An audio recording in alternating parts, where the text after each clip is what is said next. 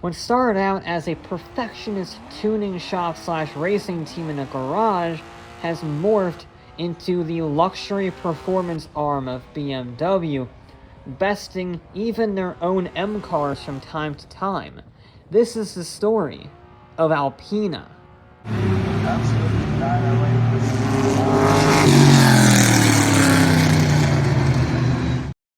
Alpina originated as a typewriter and textile company, but an engineering student named Burkhard Bavarian wanted to expand outside the family business, because he was a smart guy, and he added a custom-built Weber carburetor to his BMW 1500 that he had in his garage.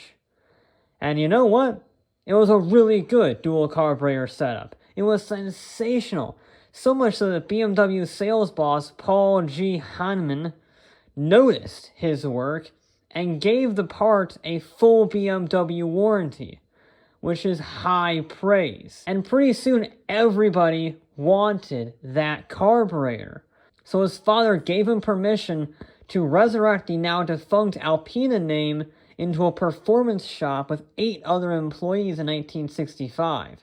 And 3 years later, they began taking their 1500s and 2002s with the money they made racing. And with their engineering know-how, they were racing to win. In 1970 alone, they won the European Touring Car Championship, the German Hill Climb Championship, the 24 Hours of Spa, and more. Alpina was trouncing the competition, and BMW wanted in on it. So Alpina was assigned to their Group 2 program.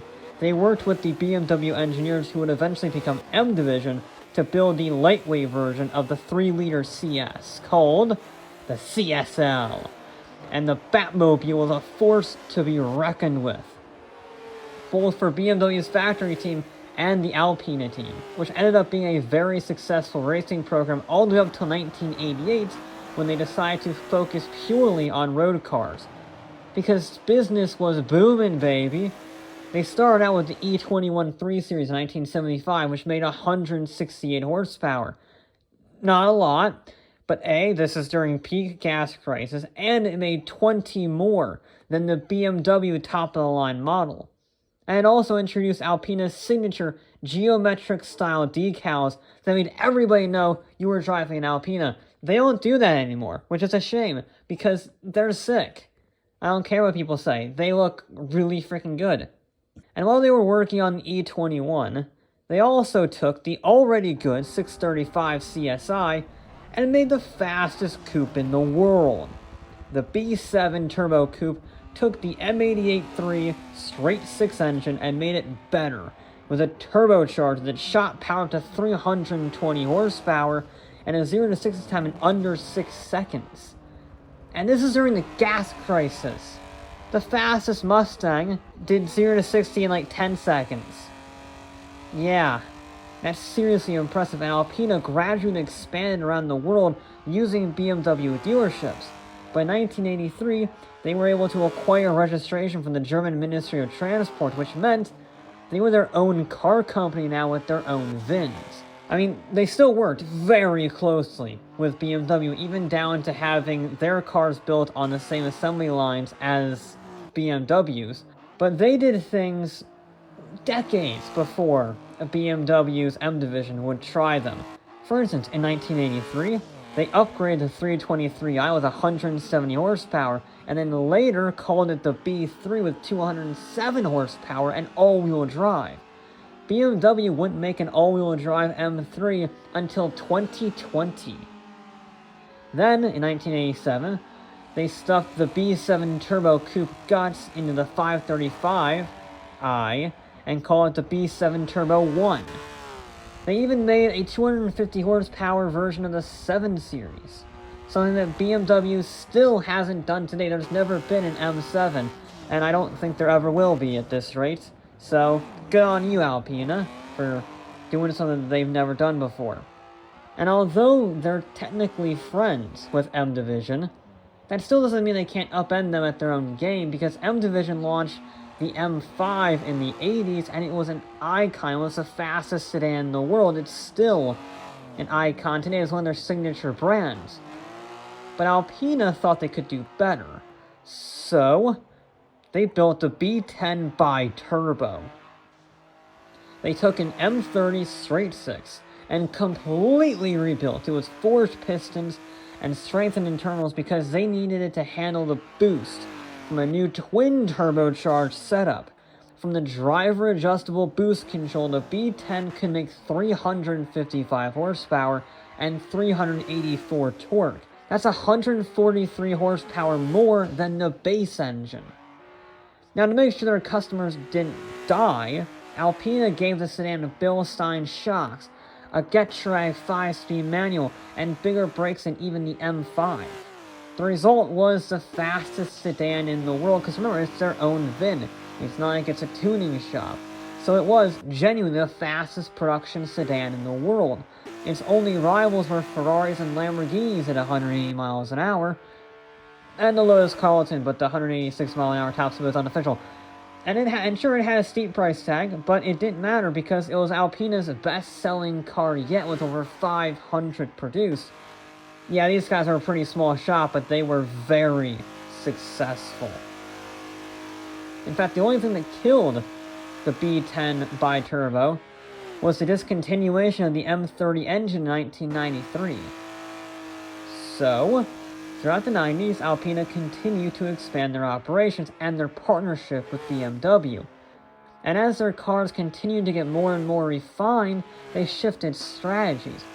M Division would focus on the hardcore racing, edge-of-your-seat thrills one, while Alpina would focus on toning those cars down just a notch.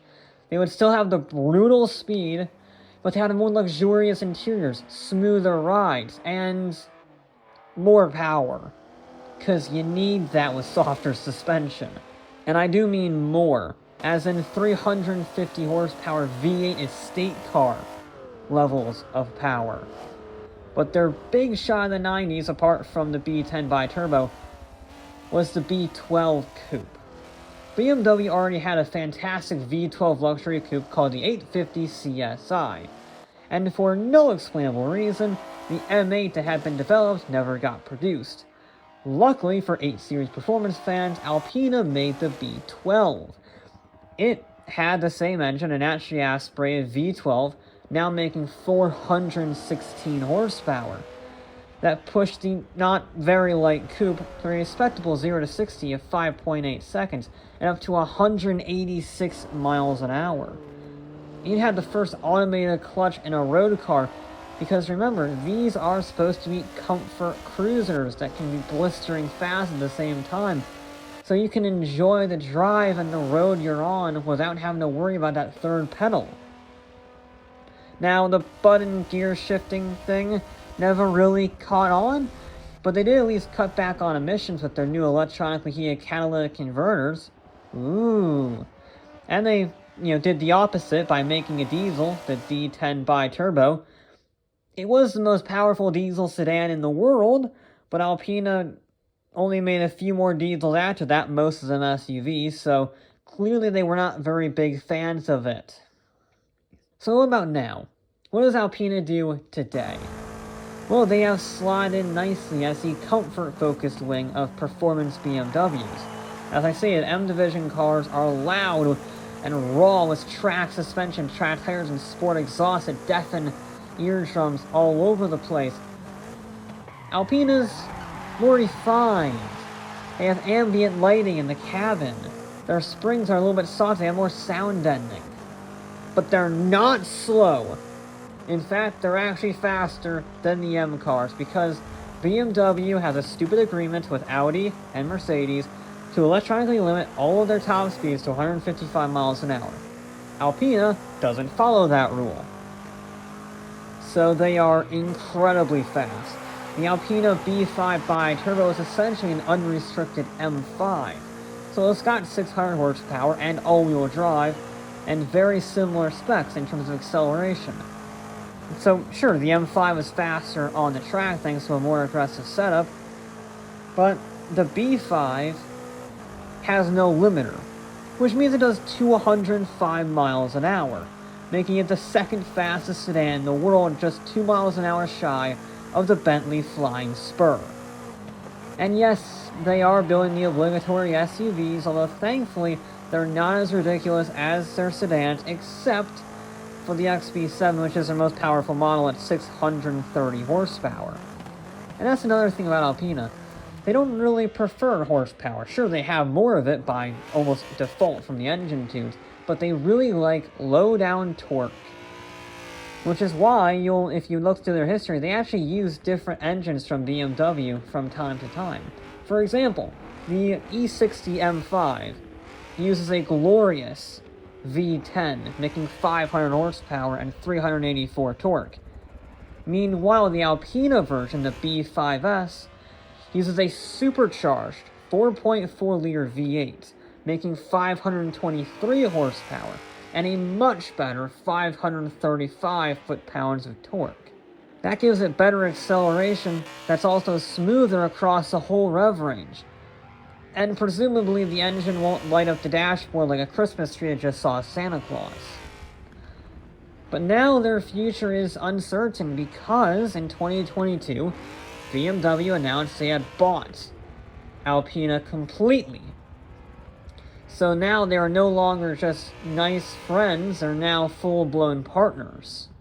So originally they had full BMW warranties and were even built, as I mentioned, on BMW assembly lines, but now BMW has the power to dictate what Alpina builds. And that is a scary prospect given the current choices in BMW's lineup.